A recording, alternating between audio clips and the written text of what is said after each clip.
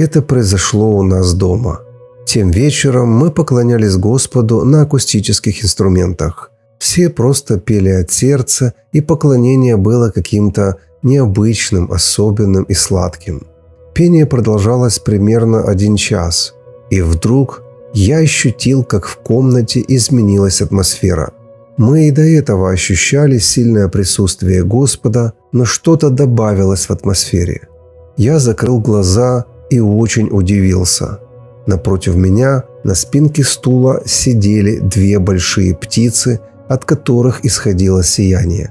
Скажу сразу, что фото, которое вы видите на экране, это не натуральное фото, а генерация образа по моему описанию. Я не мог снять этих птиц на фото, даже если бы попытался, потому что мои глаза были закрыты.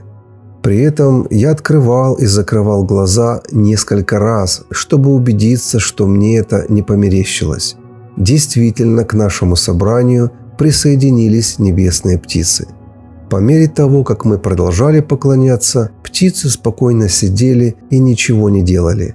Это продолжалось более 30-40 минут, и я смог рассмотреть все детали. Тела у этих птиц были большими, как у попугаев-какаду, но на голове не было хохолка из перьев. У этих птиц были необычные большие глаза. Так как птицы периодически смотрели в разные стороны, я мог заметить внутри глаз зрачки, подобные человеческим. Было ощущение, что на тебя смотрит не птица, а человекоподобное существо. Птицы были покрыты перышками, каждая из которых раскрашена множеством цветов. При этом, когда птицы шевелились, каждое перо блестело и переливалось. Это было неописуемое зрелище. Я продолжал поклоняться, и чтобы не спугнуть птиц, не стал ничего говорить тем, кто присутствовал с нами в комнате. Притом я не знал, что эти небесные гости собираются делать дальше, и я просто продолжал играть и петь. Как только мы закончили поклонение, птицы исчезли, и я их больше не видел.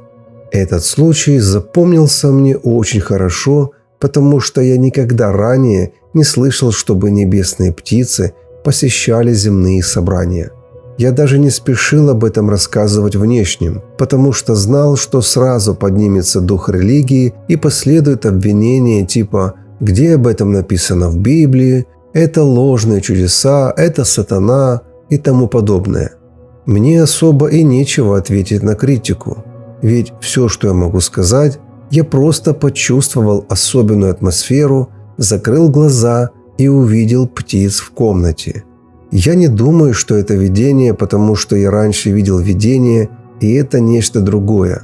Мне кажется, это было действие дара, по благодати, чтобы открылись духовные глаза, и я смог видеть то, что происходит рядом. Так как птицы сидели молча, ко мне не говорил никакой голос после этого, и мне не было объяснения, я до сих пор не знаю, почему и зачем это произошло. Но я благодарен Господу за такой опыт.